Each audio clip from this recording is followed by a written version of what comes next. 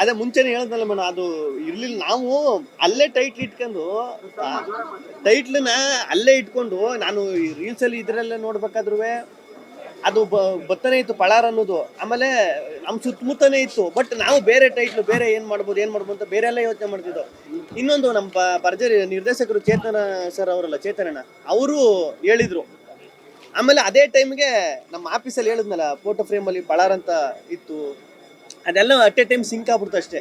ಇದನ್ನೇ ಇಟ್ಕೊಂಡ್ರೆ ಎಲ್ಲರೂ ಇದೇ ಇರ್ಲಿ ಅನ್ನೋ ತರ.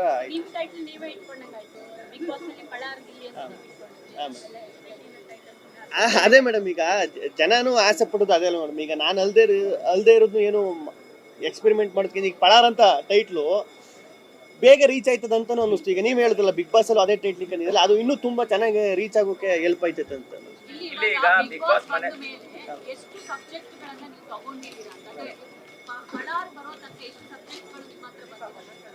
ಅದೇ ಈಗ ಡಿಸ್ಕಷನ್ ಅಂತೂ ಆಯ್ತಾ ಇರ್ತವೆ ಮೇಡಮ್. ಈಗ ಒಂದು 8-10 ಆ ಥರ. ಅಂದರೆ ಈಗ ಮಾಡಬೇಕು ಅನ್ಕೊಂಡಿದ್ದೀನಿ ಆ ಥರದ ಇರ್ತದೆ ಮೇಡಮ್. ಈಗ ಅದರಲ್ಲಿ ಯಾವುದು ಮಾಡ್ಬೋದು. ಈಗ ಮೊದಲನೇ ಪಳಾರ್ ಜೊತೆ ಅದೇ ಈಗ ಫಸ್ಟ್ ಇದು ಮುಗಿಸ್ಬೋಣ ಅಂತ ಮೇಡಮ್. ನಾನು ಫಸ್ಟು ಇದೆಲ್ಲ ಮುಗಿಸ್ಕೊಂಡು ಆಮೇಲೆ ನೆಕ್ಸ್ಟ್ ಸ್ಟೆಪ್ ಹೇಳೋಣ ಅಂತ.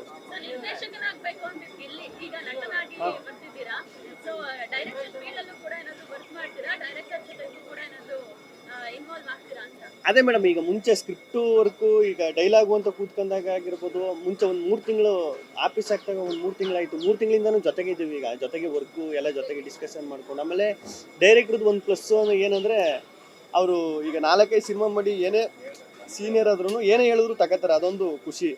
ಹಂಗಾಗಿ ನನಗೂ ಅನುಕೂಲ ಆಯಿತು. ನನಗೇನು ಅನ್ಸುತ್ತೆ ಅದನ್ನ ಹೇಳ್ಬೋದಲ್ಲ.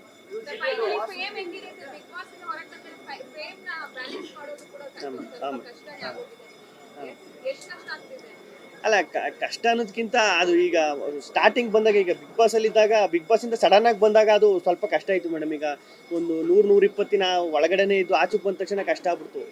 ಈಗ ಬ್ಯಾಲೆನ್ಸ್ ಮಾಡ್ಬೋದು ಅಂತ ಅನ್ನಿಸ್ತು ಮೇಡಮ್. ಒಂದು 5-6 ತಿಂಗಳು ಆಯ್ತಲ್ಲ ಈಗ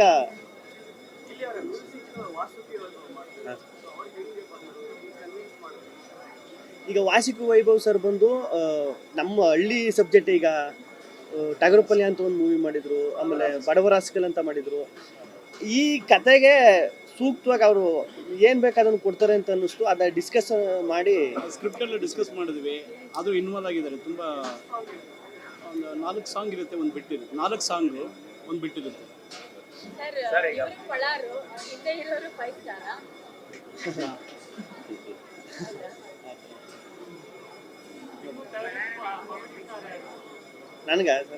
ನನಗೆ ಒಂದೊಂದು ಪೀರಿಯಡಲ್ಲಿ, ಈಗ ನನಗೆ ಅವಾಗೆಲ್ಲ ನಾನು ಸ್ಕೂಲ್ಗೆಲ್ಲ ಹೋಗ್ಬೇಕಾದ್ರೆ ದೊಡ್ಡಣ್ಣ ಸರ್, ಸಾಧು ಸರ್ ಅಂದ್ರೆ ತುಂಬ ಇಷ್ಟ. ಅವ್ರ ಕಾಂಬಿನೇಷನ್ ಅಂದರೆ ಸಖತ್ ಇಷ್ಟ ಆಗೋದು. ಸೂರ್ಯವಂಶ ಸಿನಿಮಾ ಅದರಲ್ಲೆಲ್ಲ.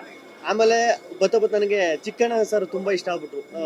ನಮ್ಮ ಹಳ್ಳಿ, ಈಗ ನಾವು ಮಾತಾಡ್ದಂಗೆ ಆ ಟೋನ್ ಹಿಡಿದೈತಲ್ಲ, ಈಗ ನಮ್ಮ ಮಂಡ್ಯ ಮೈಸೂರು ಆ ಟೋನಲ್ಲಿ ಅಲ್ಲಿ ಸಖತ್ ಇಷ್ಟ ಆಗ್ಬಿಟ್ರು. ಕಿರಾತಕ, ರಾಜಹುಲಿ ಅದೆಲ್ಲ ನೋಡಿ. ಆಮೇಲೆ ಶರಣ ತುಂಬ ಇಷ್ಟ.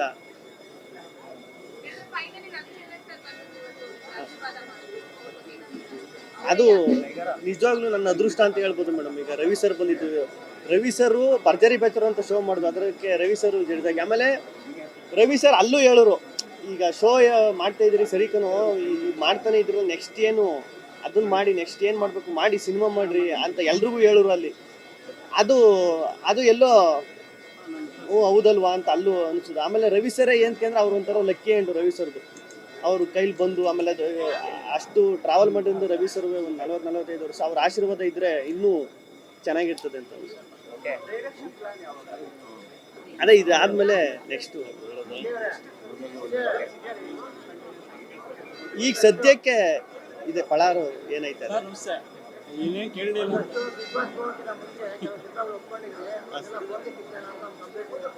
ಏನು ಸರ್? ಹಾಂ ಸರ್, ಹಾಂ ಸರ್, ಹಾಂ ಸರ್, ಹಾಂ ಸರ್. ಇಲ್ಲ ಸರ್, ಅದು ಈಗ ಫಸ್ಟು ಈಗ ಬಿಗ್ ಬಾಸ್ ಅಲ್ಲ ಸರ್, ಇದು ಸುಪ್ರೀ ಸರ್ ಅಂತ ನಾನು ಮುಂಚೆನೇ ಹೇಳಿದ್ನಲ್ಲ. ನಾನು ಬಿಗ್ ಬಾಸ್ಗೆ ಹೋಗಿಂತ ಮುಂಚೆನೇ ಇದು ನಡೀತಾನೆ ಇತ್ತು, ಹೆಂಗ್ ಮಾಡೋದು ಏನು ಮಾಡೋದು ಅಂತ. ಅಲ್ಲಿಂದ ಬಂದ್ಮೇಲೆ ಈಗ ಪ್ರಾಪರ್ ಆಗಿ ಇದು ಮಾಡೋಣ ಅಂತ. ಅದೇ ಈಗ ಫಸ್ಟು ಇದನ್ನ ಮುಗಿಸೋಣ ಫಸ್ಟ್, ಒಂದೊಂದಾಗೆ ಹೋಗೋಣ. ಈ ಫಸ್ಟ್ ಇದನ್ನ ಮುಗಿಸೋಣ, ಏನೈತೆ ಇದನ್ನ ಮುಗಿಸೋಣ, ಅದು ನೆಕ್ಸ್ಟ್ ಏನು ಆಮೇಲೆ ಇದು ಮಾಡೋಣ. ಈಗ ಒಂದೇ ಸತಿ ಎಲ್ಲನೂ ಮಾಡೋದು ಅದು ನನಗೂ.